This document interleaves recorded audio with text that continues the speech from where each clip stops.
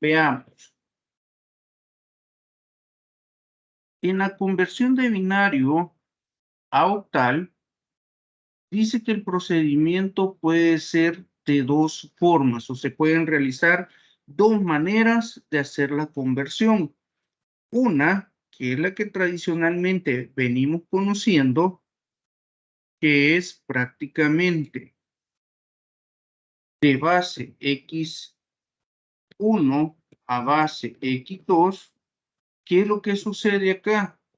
Que en este caso, base x1 la tengo que pasar a base 10 y luego de base 10 a base x2. Ese es uno de los procedimientos a seguir básicamente tal cual como lo hemos venido trabajando anteriormente. Pero me dice acá, convirtiendo de base 2 a base 8, pasando por base 10 y de base 10 a base 8, solo que este procedimiento dice es un poco largo, un poco extenso y tiene mayor probabilidad de error. ¿Por qué tiene mayor probabilidad de error? Veamos, recordemos que el número binario es un número o la representación de estos números puede tener muchos símbolos. Y al tener, por ejemplo, en la parte entera unos 12 símbolos y en la parte fraccionaria ya unos 3, 4 símbolos, ya vamos a empezar a ver solo ceros y unos en todos lados. Entonces, para evitar esa situación que nos podamos llegar a confundir entre tanto 0 y 1 que vamos a estar viendo, lo ideal es utilizar otro método. ¿Por qué? Porque al ser muy extenso el número entre tanta operación, la probabilidad es más alta de podernos equivocar, de cometer un error y eso conllevar a que todo el ejercicio vaya a estar mal. La segunda forma tiene que ver con el término que les dije anteriormente, que hiciéramos referencia a él, que el octal básicamente es un sistema numérico auxiliar.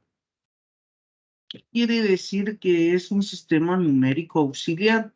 Que básicamente existe una compatibilidad directa entre el base 2 y el base 8, entre el binario y el octal. ¿A qué se debe esa compatibilidad directa que pueden tener estos dos sistemas? Todo tiene alusión o referencia a lo siguiente.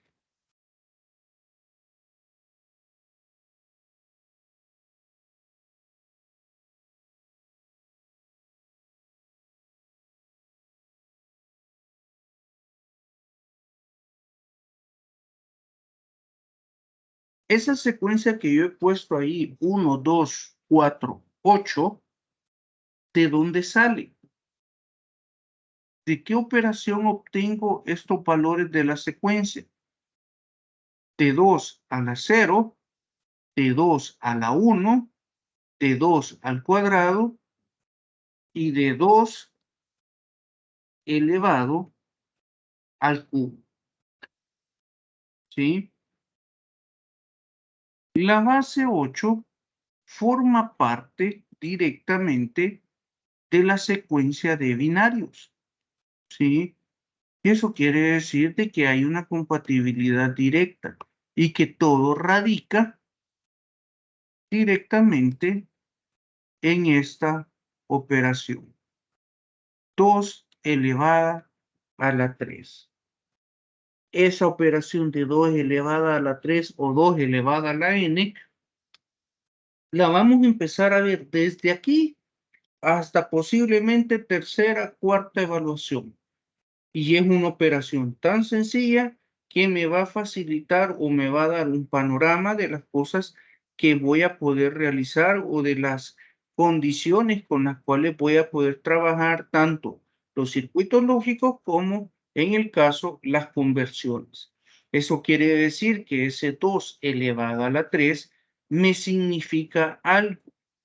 2 es la base binaria 3, el número de variables de entrada que puedo llegar a tener o el número de bits que yo puedo agrupar en un momento determinado. Y 8, las posibles combinaciones para lo que sería mi tabla de conversión, ¿sí?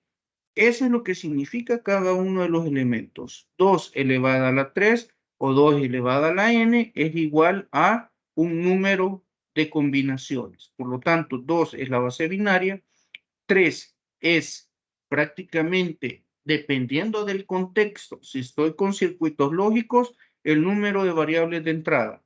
Si estoy en el caso como ahorita que es de conversión, 3 significa la cantidad de bits que yo puedo llegar a agrupar. Y 8 va a ser prácticamente el número de combinaciones que yo puedo llegar a generar en mi tabla de conversión o en mi tabla de la verdad, ¿sí?